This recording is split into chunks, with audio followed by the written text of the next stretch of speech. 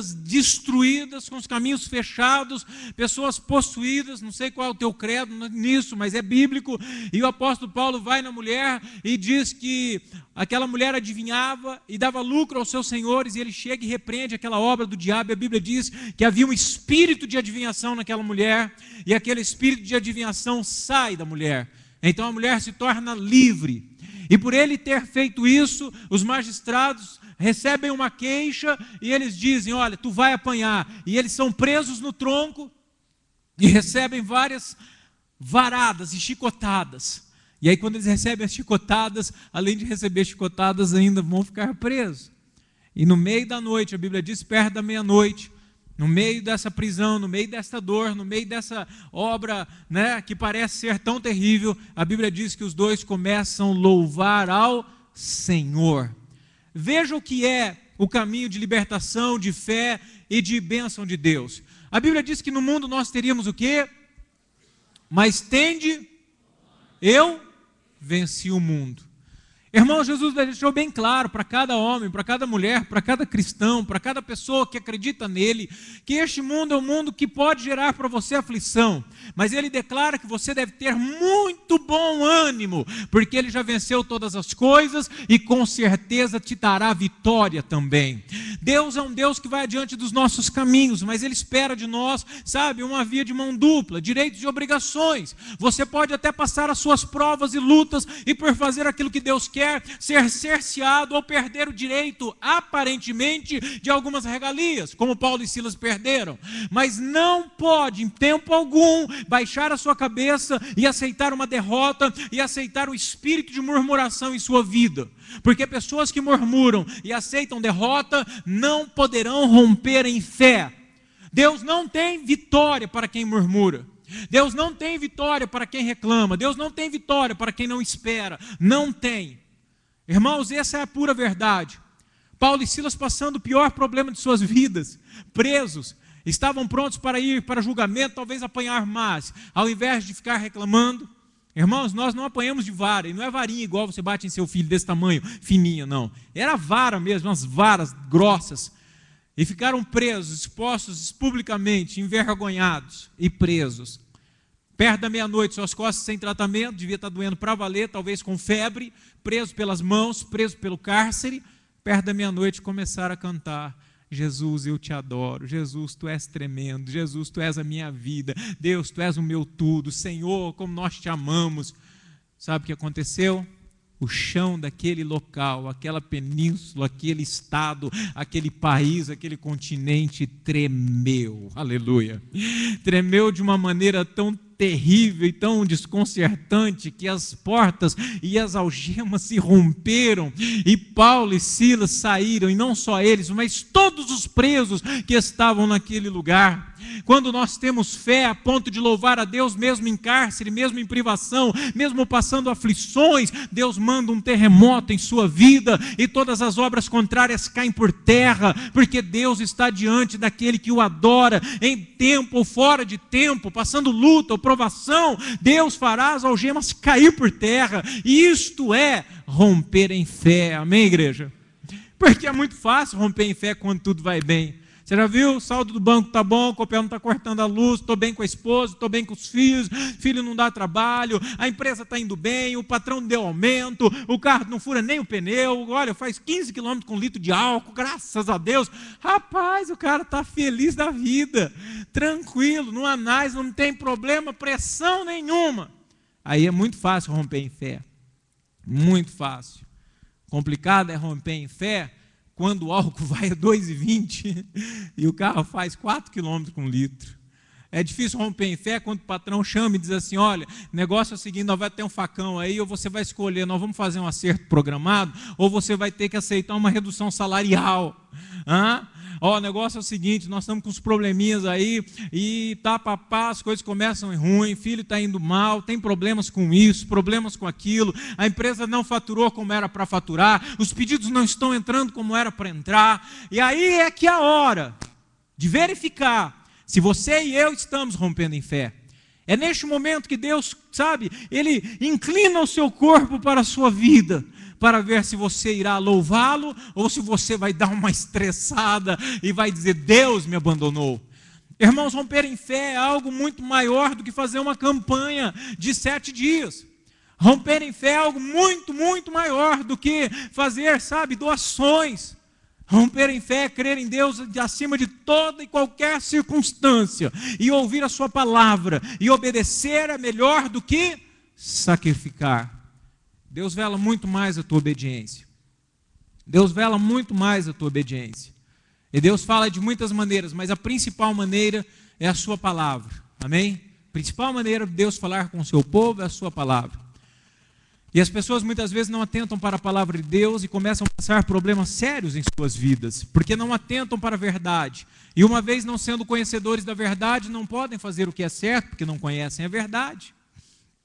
Então, muito cuidado, irmãos, para que haja em sua vida milagres sobrenaturais, que você possa aprender a romper em fé em um nome de Jesus. Amém?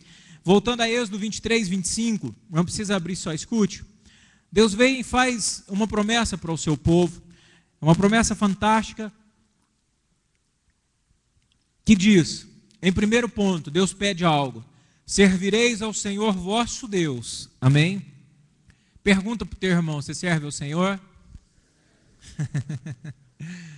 Irmãos, a Bíblia fala algo interessante, fala assim, bestas feras de ventre preguiçoso, que estão servindo o seu próprio ventre. Sabe o que é isso? Pessoas que fazem para si próprios. Pessoas que trabalham para si próprios, pessoas que promovem tudo para si próprio, pessoas que fazem campanhas para benefício próprio, pessoas que não buscam a Deus para nada, só buscam para ter o êxito das suas próprias necessidades. Pessoas que não se preocupam absolutamente com o próximo, não se preocupam absolutamente com nada, estão tão fechados no seu mundo, fechados nos seus propósitos, nos seus planos, que se esquecem aquilo que Deus quer. Então essa promessa, ela começa com um pedido e com, na verdade, um compromisso. Servireis ao Senhor vosso Deus. Servir a quem? A Deus. Servir a Deus, irmão, é prestar algo a Deus. Prestar algo a Deus. E eu vejo que a maior coisa que nós podemos prestar a Deus é aquilo que nos custa algo. É aquilo que nos custa algo. Nem sempre é dinheiro. Porque eu lembro quando nós estávamos construindo o Geração Vida e soltando as bases e coisa e tal, então as pessoas, algumas falaram, eu não vou não, eu vou pagar o pedreiro. Beleza, não tem problema, paga aí e manda o pedreiro. Porque a pessoa estava cansada. Mas sabe, irmãos, pagar é algo fácil, sim ou não? O difícil é bater massa. O difícil é bater massa. Não estou dizendo de construção nada, estou fazendo para você uma analogia. Porque existem pessoas que preferem, ao invés de servir a Deus, eles acham que estão cumprindo compromisso, vindo em campanha, pagando promessa, dando dízimo, dando oferta, e para Deus isso não é nada. Ele diz que as suas ofertas, suas festas, seus sábados, para mim não são nada. Porque Deus está esperando que nós o servimos, que nós venhamos servir ao Senhor em espírito e em verdade, não só de palavra, mas de verdade, trabalhar para Ele, lutar por Ele, viver por Ele, ser dEle, declarar a sua verdade, sermos verdadeiros instrumentos de Deus, aonde nós estivermos. Isso é servir a Deus. As pessoas precisam olhar para você e ver que algo diferente, fenomenal acontece em sua vida. Quando você servir ao Senhor vosso Deus, se servires ou servireis ao Senhor vosso Deus, e Ele abençoará o vosso pão, o seu alimento, amém? A vossa água, diga amém. Tirarei do meio de vós as enfermidades, diga amém. Olha só, que coisa grande. Deixa eu dizer, pão é alimento. E a Bíblia diz assim, olha, tendo com que comer e se vestir, estejais satisfeitos. Então veja que Deus coloca diante de nós as principais questões: alimento, a bebida, né, a água, a providência para que nós possamos viver bem, a saúde.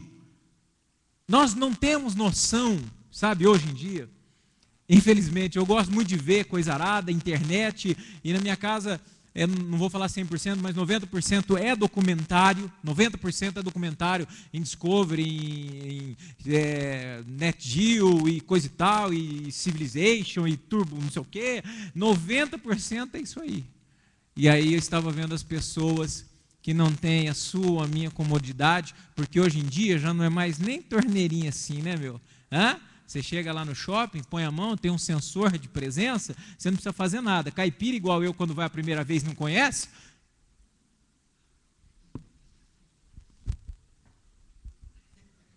Rapaz, aí o cara do lado morre de ir, fala, põe a mão aí, rapaz. Aí, para nós que temos essa comodidade, para nós que temos essa facilidade de tocar numa torneira e o sensor óptico dela lá, ou de ultra sei lá o que, sentir que a sua mão está ali, ela abre uma membraninha lá e o solenoide libera água, beleza, ninguém dá valor. Ninguém dá valor. Ninguém dá valor. Ninguém dá valor. Mas a água, meu amigo, das pessoas de país terceiro mundo, até mesmo no Brasil, pessoas têm que andar 20 quilômetros com a lata na cabeça para trazer 20 litros de água para casa. Pessoas precisam cavar para ter água, pessoas precisam fazer muitas coisas para ter água, muitos não a têm. E Deus tem colocado isso aí lá dentro da sua casa, amém? É fantástico, são coisas gloriosas que Deus faz. Deus está prometendo que não vai faltar para você alimento, água, e Deus está prometendo que não deixará a enfermidade chegar sobre a tua vida. Isso é muito grande, é fantástico. Mas Deus também diz em Mateus 6,33, algo muito importante para nós. Se você puder abrir aí Mateus 6, versículo número 33. Para que essas coisas aconteçam, eu preciso entender que eu devo servir a Deus primeiro. Veja que inicialmente Deus pede algo para que eu faça. Então, Ele pede que eu sirva ao Senhor vosso Deus, e Ele abençoará você. Mateus 6,33 diz assim, olha, mas buscai primeiro o seu reino e a sua justiça, e todas estas coisas vos serão acrescentadas. Buscar o reino de Deus e a sua justiça. O reino de Deus, irmão, são coisas espirituais, amém? Espirituais.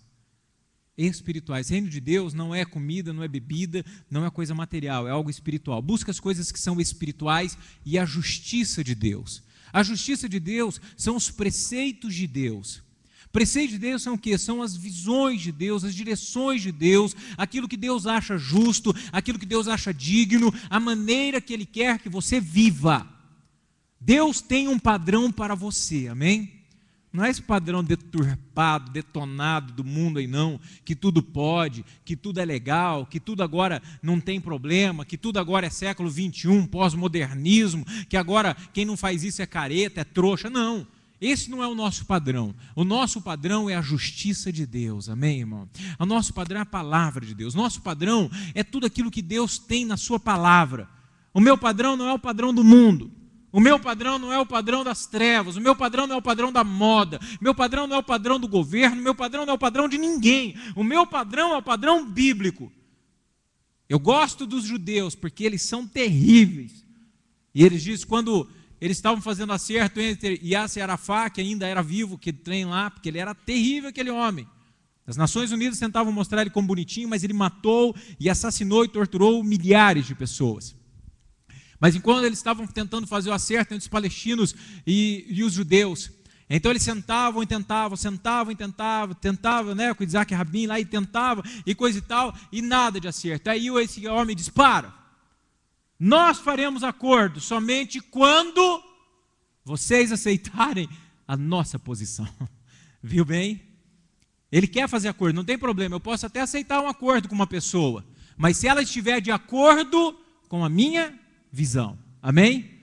A sua visão é a visão de Deus. A minha visão é a visão de Deus. Em que sentido? Posso dar algum exemplo? Posso dar hoje um exemplo. Fui a um